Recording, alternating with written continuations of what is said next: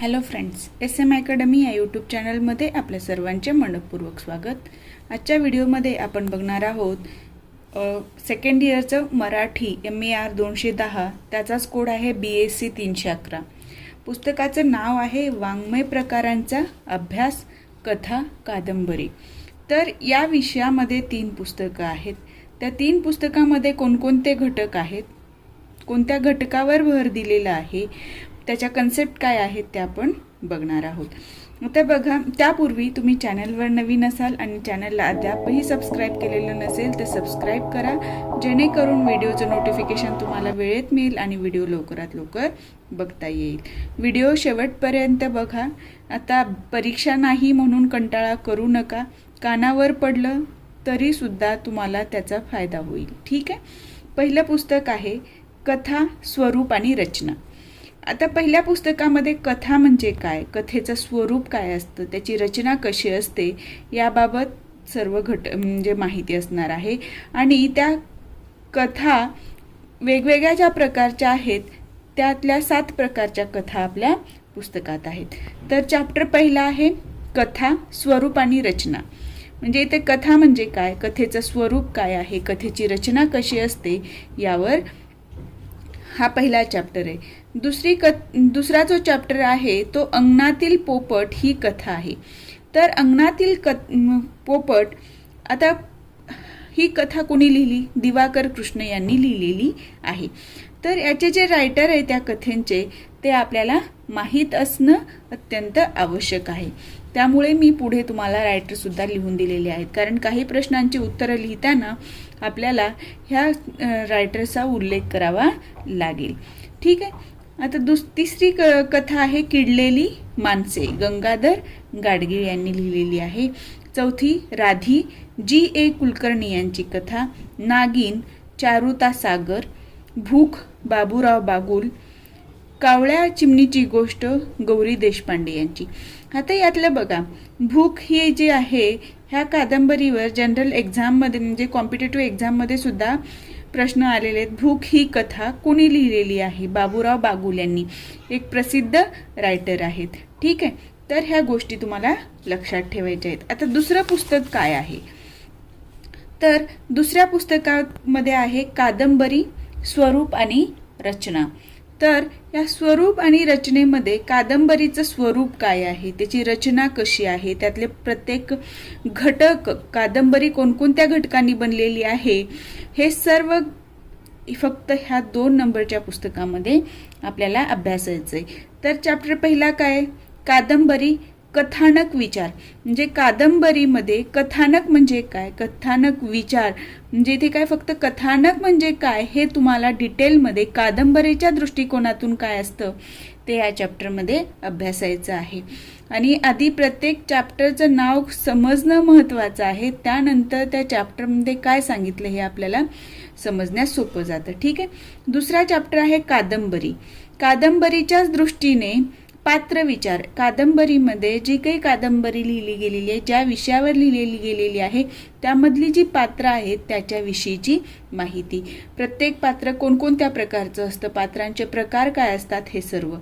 कादंबरीचं वातावरण, ठीक आहे, म्हणजे जे वातावरण निर्मिती केलेली आहे ते। कादंबरी, लेखकाचा दृष्टिकोन, प्रत्येक लेखकाची कादंबरी वेगळी असते। तो लेखक कोणत्या विचारसरणीचा आहे किंवा त्या लेखकाला काय सांगायचं आहे त्या कादंबरीतून, त्यानुसार प्रत्येक कादंबरी घडत असते। म्हणून कादंबरी लिहिताना लेखकाचा दृष्टिकोन हा अत्यंत महत्त्वाचा असतो। पुढचा चॅप्टर आहे कादंबरीची निवेदन पद्धती विचार। म्हणजे कादंबरी जी लिहिली जाते तो तृतीय पुरुषी व्यक्तीने ती व्यक्त केलेली आहे की त्या कादंबरीतला पात्रच ते निवेदन करतोय कादंबरीची, हे या घटकामध्ये आपल्याला लक्षात येणार आहे। कादंबरीचा भाषा विचार, बघा काही ग्रामीण भागातलं वर्णन करणाऱ्या कादंबऱ्या असतील, काही प्रवास वर्णनावर आधारित कादंबऱ्या असतील, तर प्रत्येकाची भाषा कशी असणार आहे, वेगवेगळी असणार आहे, त्याबद्दल माहिती यामध्ये असणार आहे। आणि पुढचा चॅप्टर आहे यातला समकालीन कादंबरी आणि विचार. समकालीन म्हणजे काय? एकाच कालावधीत आता दोन तुम्ही फ्रेंड्स आहेत, लक्षात घ्या. आता एकाचं आयुष्य वेगळ्या पद्धतीने चालतं आणि दुसऱ्याचं दुसऱ्या पद्धतीने. म्हणजे याचा जे हे चाललंय, आयुष्य चाललंय ह्या काळामध्ये 2022 त्याच काळामध्ये दुसऱ्या फ्रेंडचं जे आयुष्य ज्या पद्धतीने चाललेलं आहे, म्हणजे ते समकालीन घटना आहेत. लक्षात येते. तसंच कादंबरीच्या बाबतीत पण आहे. कादंबऱ्या त्या सेम काळातल्या आहेत, पण ते प्रत्येक रायटर त्याचा वेगळा असणार आहे. तर ते समकालीन कादंबरी, त्याची विचार पद्धती काय आहे याबद्दल हा चॅप्टर आहे. तर यामध्ये काय आहे? नव कादंबरी आहे, दलित कादंबरी आहे आणि लोकप्रिय कादंबरी या घटकांचा समावेश आहे. ठीक आहे. आता पुढचं तिसरं पुस्तक आहे कादंबरीचं आकलन आणि विश्लेषण.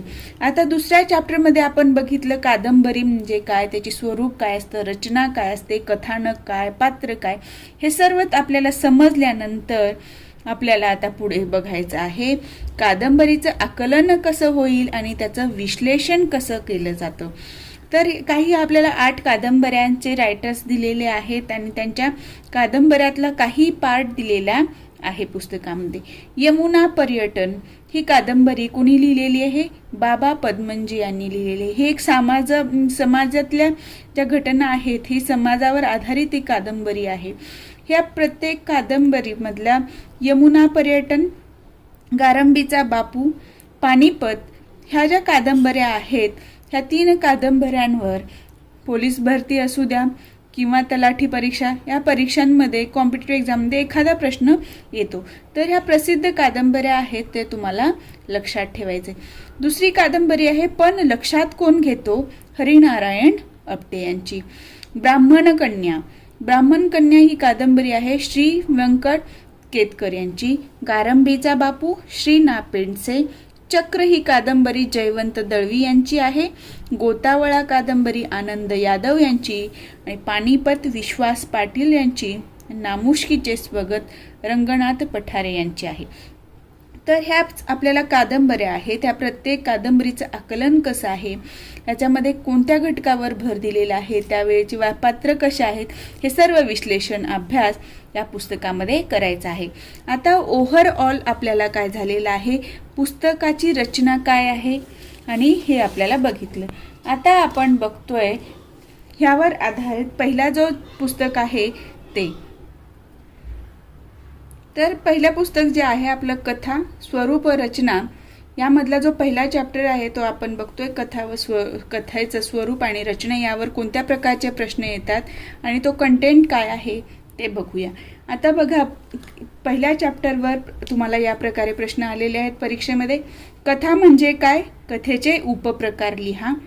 कथा, कथानक आणि अस्तित्ववाद यांच्या व्याख्या लिहा. कथा वाङ्मयाचे कोणतेही 5 विशेष लिहा. कथेचे उपप्रकार थोडक्यात लिहा. या पद्धतीचे प्रश्न ह्या चॅप्टरवर तुम्हाला येणार आहेत. ठीक आहे. तर आपण बघूया आधी कथा म्हणजे काय. तर कथा म्हणजे थोडक्यात आपण म्हणू शकतो गोष्ट. आपण लहानपणापासून गोष्टी ऐकतो, बरोबर आहे. आपण ज्या गोष्टी ऐकल्या त्या आजी आजोबांनी सांगितलेल्या, भावंडांनी सांगितलेल्या, त्या कशा आहेत? मौखिक स्वरूपाच्या आहेत. म्हणून त्यांना आपण काय म्हणतो? गोष्टी म्हणतो. ठीक आहे.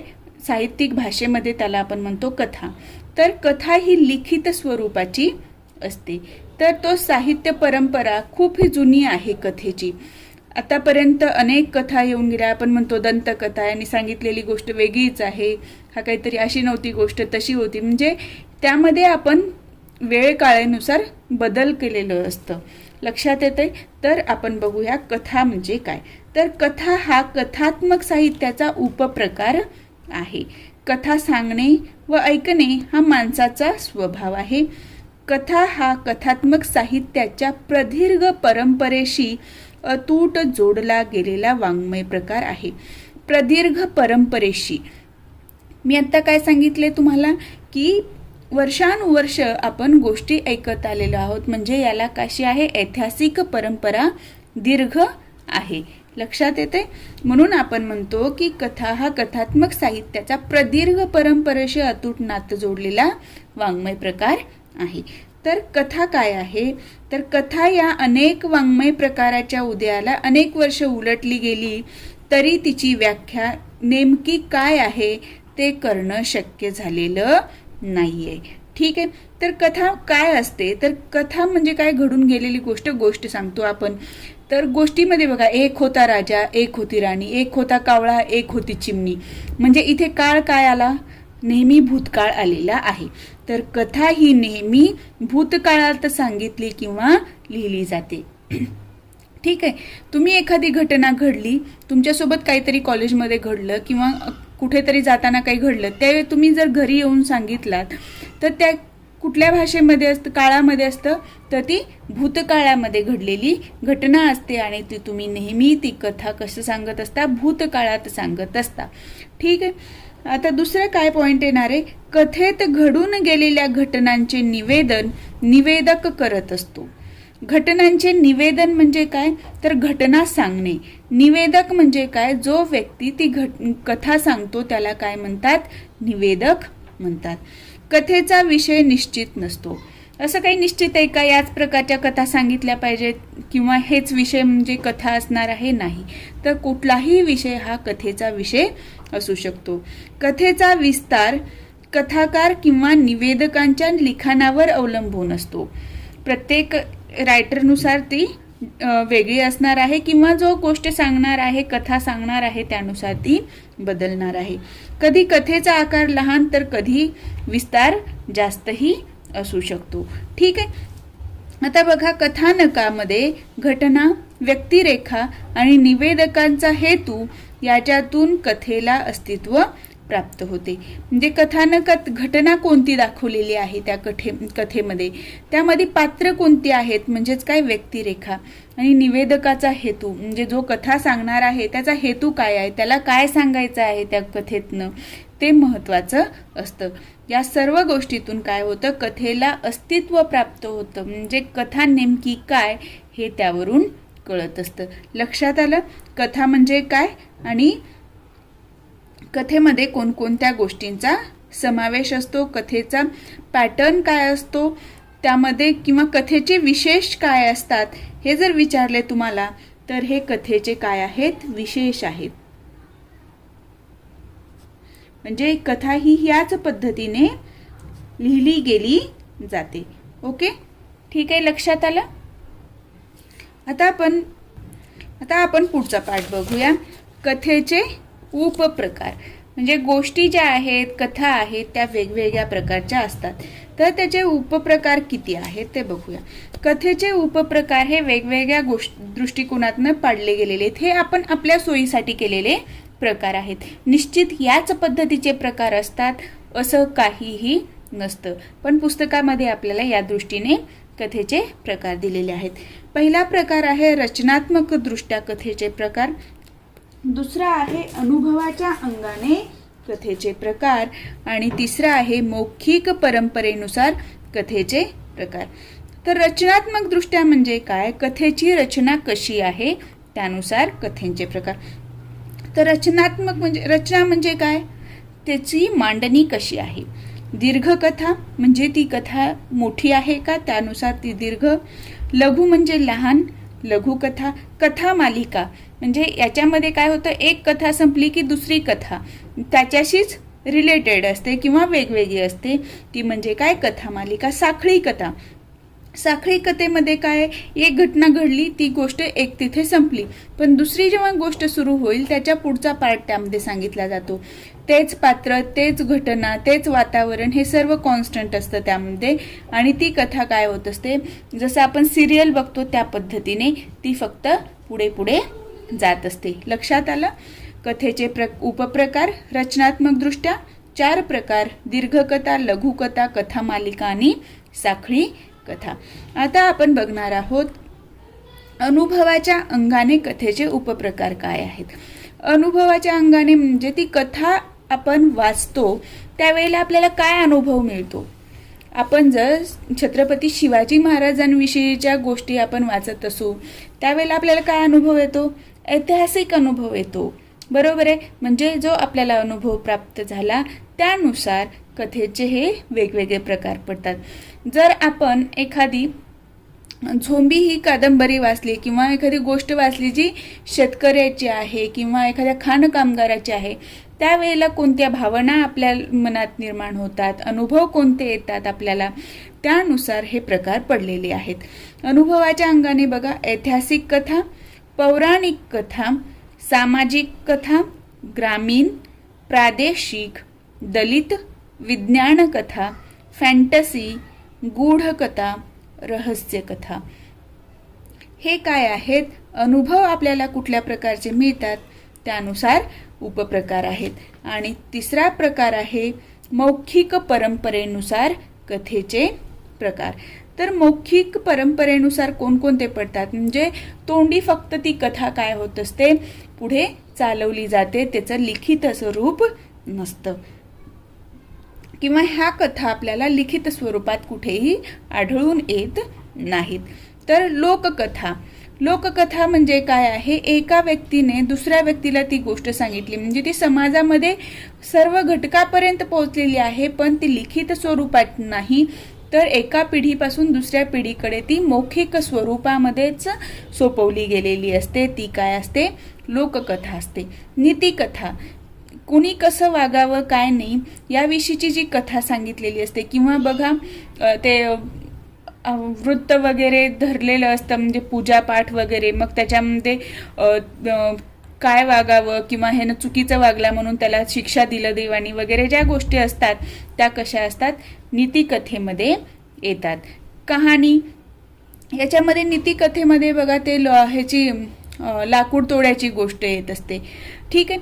कहाणी, याच्यामध्ये कहाण्या वेगवेगळ्या प्रकारच्या असणार आहेत. तुम्हाला म्हणजे इथे असं फिक्स असं हे रूप नसणार आहे. दैवत कथा म्हणजे देवाशी रिलेटेड ज्या कथा आहेत त्या. नक्षत्र कथा, जे ग्रह तारे आहेत त्याच्याशी रिलेटेड जे कथा आहेत त्या नक्षत्र कथा. वृत्तकथा, जे आपण पूजा वगैरे करतो, सत्यनारायणाची पूजा वगैरे घालतात तेव्हा पुस्तक वाचलं जातं, ती कशी कथा आहे? वृत्तकथा आहे. आख्यायिका, आख्यायिकामध्ये कसं असतं ते की परंपरेनुसार फक्त एक एक्झॅक्टली त्या पद्धतीने होईल की नाही माहीत नसतं, पण एक आख्यायिका पसरलेली आहे असं आपण म्हणतो. म्हणजे त्याला खूप महत्त्व प्राप्त झालेलं असतं किंवा फेमस झालेली ती गोष्ट असते, पण त्याचं फॅक्ट काय आहे ती आपल्याला कधीही लक्षात येत नाही. अशा प्रकारे मौखिक परंपरेनुसार लोककथा, नीतिकथा, कहाणी, दैवतकथा, नक्षत्रकथा, वृत्तकथा, आख्यायिका असे प्रकार पडलेले आहेत.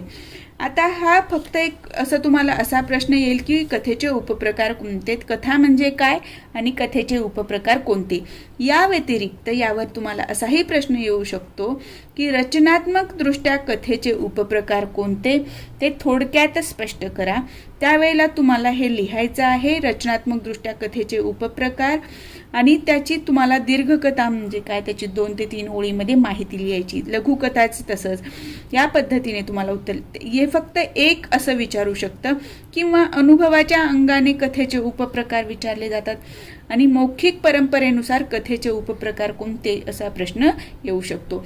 तर ऑलरेडी मौखिक परंपरेनुसार कथेचे उपप्रकार कोणते ते प्रश्न येऊन गेलेला आहे. ठीक आहे. तर हा प्रश्न आपण बघूया. तर मौखिक परंपरेत कोणते कथाप्रकार आढळतात हा प्रश्न 31 मे 2018 येऊन गेलेला आहे. लक्षात येतोय? म्हणजे तुम्हाला यावरून कल्पना येईल की या व्यतिरिक्त तुम्हाला दुसऱ्या 2 प्रकारावर पण प्रश्न येऊ शकतो. तर कथेचे अनेक उपप्रकार पडतात, त्यातीलच एक उपप्रकार म्हणजे मौखिक परंपरेनुसार आलेल्या कथा. हे तुमचं प्रास्ताविक झालं. त्यानंतर तुम्हाला लिहायचं आहे मौखिक परंपरेत खालील कथा प्रकार आढळतात. आता मी तुम्हाला सांगितलेले आहे कोणकोणते कथा प्रकार आढळतात मौखिकमध्ये. लोककथा, नीतिकथा, कहाणी, दैवतकथा, नक्षत्रकथा, वृत्तकथा, आख्यायिका. आणि ह्या सर्व कथा प्रकारांचं स्वतःच्या शब्दात प्रत्येकी 2 ते 3 ओळीत वर्णन लिहावे असं लिहिलेलं आहे. तर हे असं जसंच्या तसं तुम्ही उतरवून ठेवायचं नाही. तर तुम्हाला मौखिक परंपरेतले जे कथा प्रकार मी तुम्हाला सांगितलेले आहेत याविषयी माहिती मिळवण्याचा प्रयत्न करा आणि त्याची तुम्ही थोडक्यात माहिती लिहून काढा. प्रत्येक गोष्ट म्हणजे मीच तुम्हाला दिली पाहिजे असं गरजेचं नाही. तर तुम्ही स्वतः याच्यावर थोडं वर्क केलात तर तुम्हाला कल्पना येईल की हे एक्झॅक्टली कथेचे कोणते प्रकार आहेत. आणि तुम्हाला असाही स्पेशल प्रश्न येऊ शकतो, लोककथा म्हणजे काय, उदाहरणासह स्पष्ट करा, किंवा नीतिकथा म्हणजे काय थोडक्यात स्पष्ट करा, किंवा यातले 2-3 प्रकार देतील तुम्हाला, लोककथा व नीतिकथा याविषयी थोडक्यात माहिती लिहा, किंवा आख्यायिका व कहाणी याविषयी माहिती लिहा.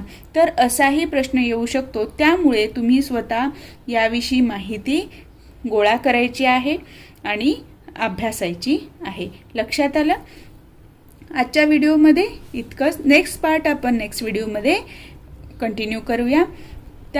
तुम्ही चॅनलवर नवीन असाल आणि चॅनलला अजूनही सबस्क्राईब केलेलं नसेल तर सबस्क्राईब करा, जेणेकरून व्हिडिओचं नोटिफिकेशन तुम्हाला वेळेत मिळेल आणि व्हिडिओ लवकरात लवकर बघता येईल.